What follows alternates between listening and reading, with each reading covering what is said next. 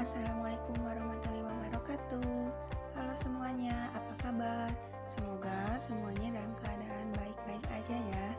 Sebelumnya, perkenalkan, saya Fitri Arismayanti dari semester 5, reguler S1, Sekolah Tinggi Teknologi dan Industri Farmasi Bogor. Dalam video ini, saya akan menjelaskan mengenai produksi vaksin COVID-19 di Indonesia.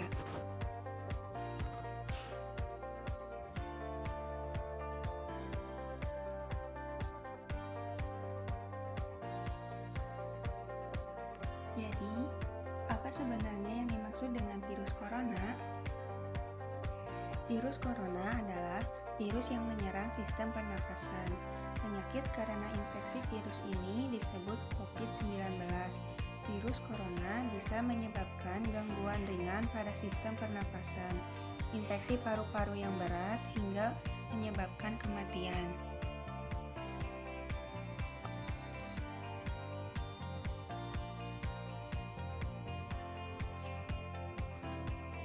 Lalu, dari mana dan sejak kapan sih asal-muasal virus corona itu sendiri? Infeksi virus corona disebut COVID-19 yang pertama kali ditemukan di kota Wuhan, Cina pada akhir Desember 2019.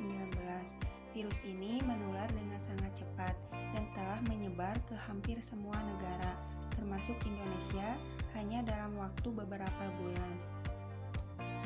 SARS-CoV-2 yang lebih dikenal dengan nama virus corona adalah jenis baru dari coronavirus yang menular ke manusia. Virus ini bisa menyerang siapa saja, seperti lansia, termasuk ibu hamil, ibu menyusui, orang dewasa, anak-anak, dan bayi.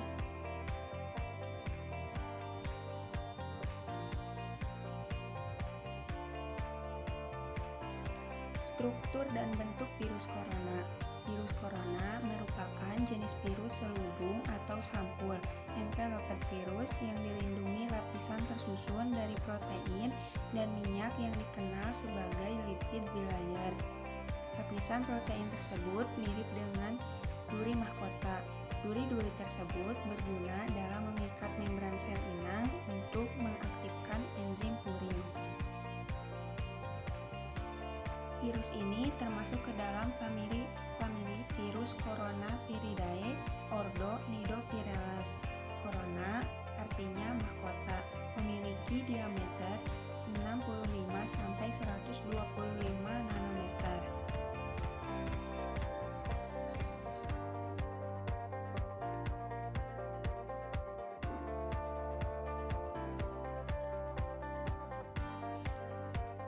Memangnya apa aja sih gejala dari virus corona tersebut? Ada 3 gejala umum pada virus corona. Yang pertama, demam, suhu tubuh di atas 38 derajat Celcius. Yang kedua, batuk kering. Yang ketiga, sesak napas. Selain dari 3 gejala tersebut, ada juga gejala lain. Yang pertama, diare. Yang kedua, sakit kepala. Yang ketiga, konjungtivitis. Yang keempat, hilangnya kemampuan mengecap rasa atau mencium bau. Yang kelima, ruam di kulit.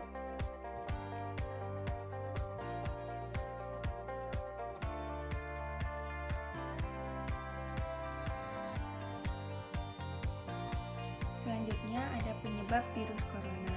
Seseorang dapat tertular COVID-19 melalui berbagai cara, yaitu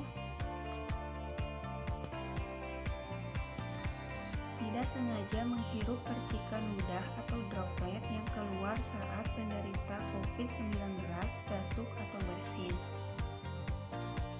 Yang kedua, memegang mulut atau hidung tanpa mencuci tangan terlebih dahulu setelah menyentuh benda yang terkena cipratan ludah penderita COVID-19. Yang terakhir, kontak jarak dekat dengan penderita COVID-19.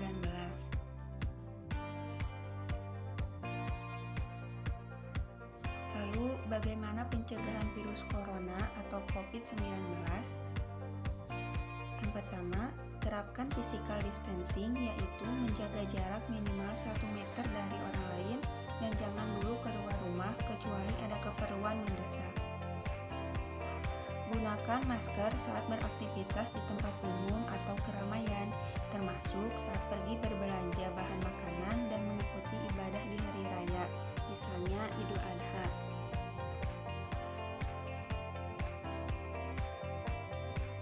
Lalu, jangan menyentuh mata, mulut, dan hidung sebelum mencuci tangan. Hindari kontak dengan penderita COVID-19, orang yang dicurigai positif terinfeksi virus corona, atau orang yang sedang sakit, demam, batuk, atau pilek.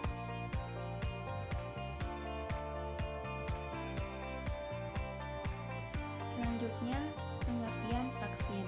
Vaksin adalah zat atau senyawa yang berfungsi untuk membentuk daya tahan tubuh.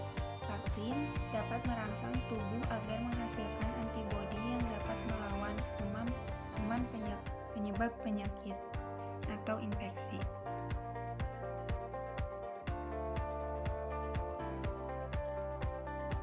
Tujuan vaksin adalah untuk mengurangi angka penderita suatu penyakit yang sangat membahayakan kesehatan, bahkan bisa menyebabkan kematian pada penderitanya. Membentuk sistem kekebalan tubuh untuk jangka waktu yang panjang.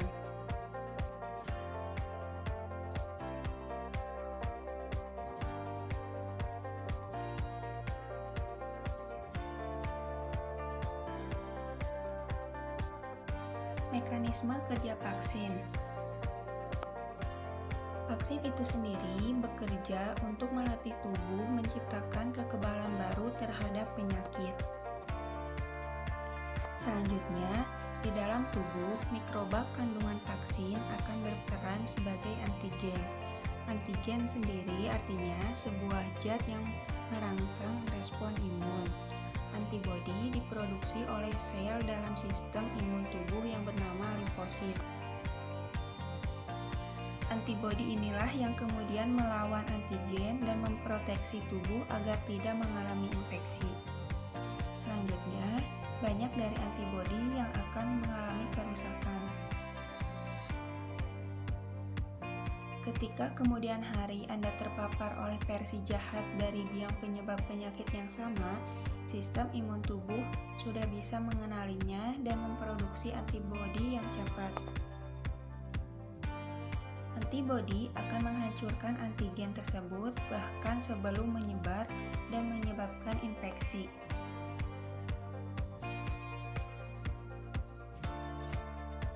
Teknologi vaksin COVID-19.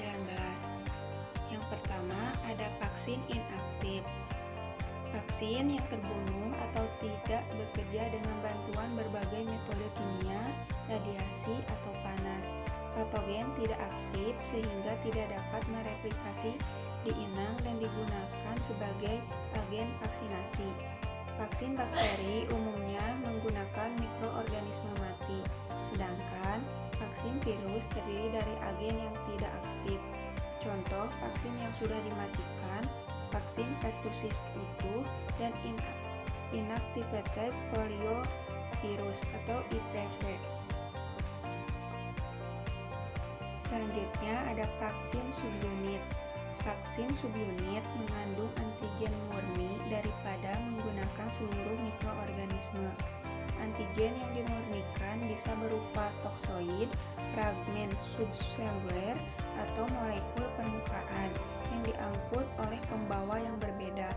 Respon imun terhadap vaksin subunit berbeda berdasarkan antigen yang digunakan. Antigen protein biasanya menimbulkan respon imun adaptif bergantung sel T, sedangkan antigen polisakarida menghasilkan respon tidak bergantung sel T.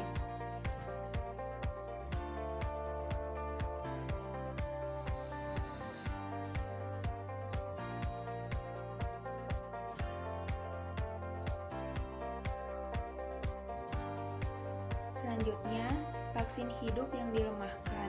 Vaksin hidup yang dilemahkan mengandung mikroorganisme yang hidup dan dilemahkan yang menghasilkan infeksi terbatas yang cukup untuk memicu respon imun, tetapi tidak cukup untuk menyebabkan keadaan penyakit yang sebenarnya.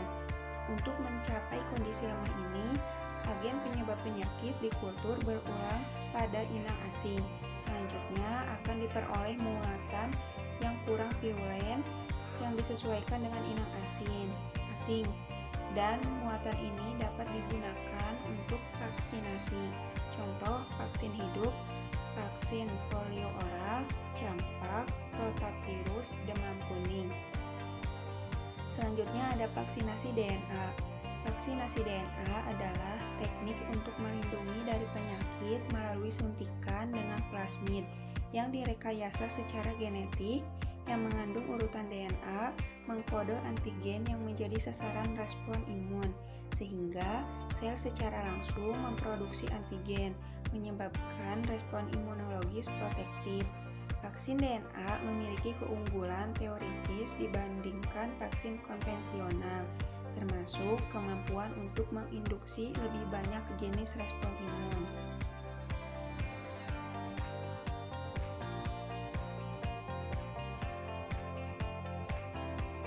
Vaksin RNA. Vaksin RNA adalah vaksin yang disuntikan ke dalam tubuh. Hanyalah instruksi genetik untuk membuat protein virus seperti protein spike.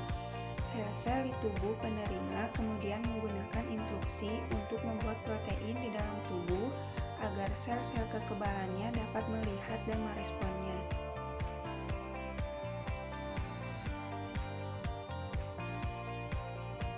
Vaksin berbasis vektor virus.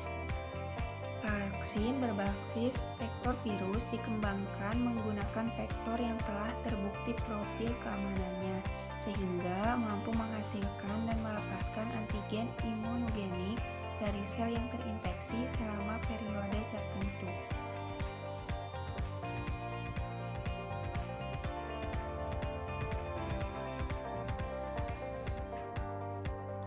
Teknologi yang dipilih Indonesia dalam produksi COVID-19 dan alasan pemilihan metode.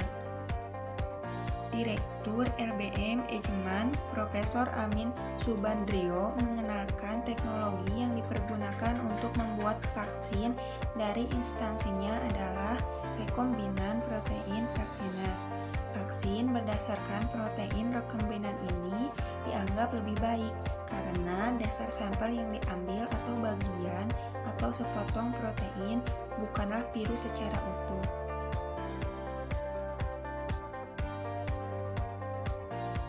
Tetapi ada sisi kelemahannya antara lain karena merupakan potongan protein kecil, maka jika tidak dibantu oleh protein yang lebih besar, biasanya sifat antigen-sitinya tidak sebaik virus utuh. Jika bekerja dengan rekombinan antigen, penelitian membutuhkan sistem ekspresi seperti dari bakteri sel mamalia, sel insek, sel unggas, sel tanaman, yeast, dan DNA. Tipe antigen dalam teknologi vaksin jenis ini adalah partikulat, solub, monomerik atau dimerik, fusion protein, dan simerik.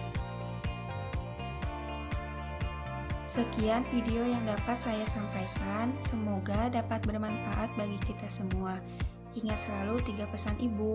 Yang pertama, pakai masker jika hendak berpergian keluar rumah. Yang kedua, mencuci tangan dengan sabun dan air yang mengalir. Yang ketiga, selalu menjaga jarak. Sekian dan terima kasih. Wassalamualaikum warahmatullahi wabarakatuh.